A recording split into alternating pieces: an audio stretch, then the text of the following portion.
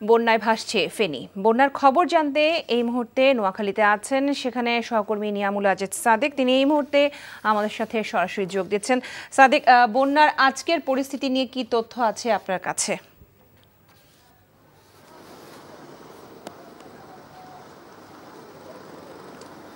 আমি যেখানে দাঁড়িয়ে আছি সেটি হচ্ছে বেগমগঞ্জের চৌমুহনী চৌরাস্তা। এই জায়গাটি হচ্ছে মূলত সবচেয়ে উঁচু জায়গা।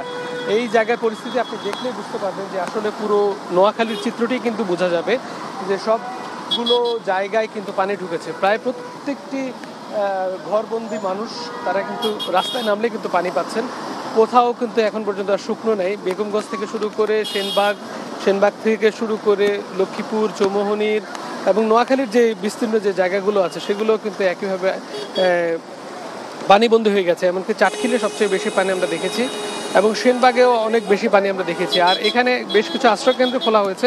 সরকারি কারিগরি উচ্চ বিদ্যালয়, এটি একটি বড় উচ্চ বিদ্যালয়, সেখানেও কিন্তু অসংখ্য মানুষ বিভিন্ন জায়গায় যারা পানিবন্দী হয়ে আছেন, বাসায় কোনোভাবে ঢুকতে পারছেন না, খাবারের সংকট রয়েছে, তারা এখানে এসেছে। তবে একটি বিষয় আসার বিষয়, সেটি হচ্ছে অসংখ্য মানুষ যারা এই যে আপনি নিশ্চয়ই ক্যামেরা চোখেও দেখতে পাচ্ছেন যে ত্রাণ নিয়ে আসছেন, ত্রাণের সাথে সাথে তারা স্যানিটারি প্যাড এবং অন্যান্য যে বিষয়গুলো আছে সেগুলো নিয়েও কিন্তু এসেছেন।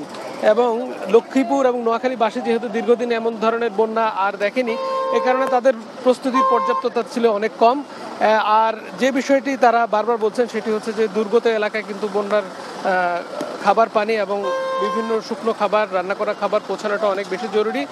এবং এই কারণে তারা এই স্বেচ্ছাসেবক যারা রয়েছেন কিংবা আমাদেরকেও বারবার বলছেন যে ভেতরের যে পরিস্থিতি, সেই পরিস্থিতিটা আসলে তুলে ধরতে, একই সঙ্গে তাদের যেন পর্যাপ্ত খাবার এবং অন্যান্য যে প্রয়োজন সেগুলো কিন্তু তাদেরকে দেওয়ার জন্য তারা অনুরোধ করছেন। তো এই ছিল নোয়াখালীর সর্বশেষ অবস্থা। নোয়াখালী থেকে আমরা জানছিলাম বন্যার খবর।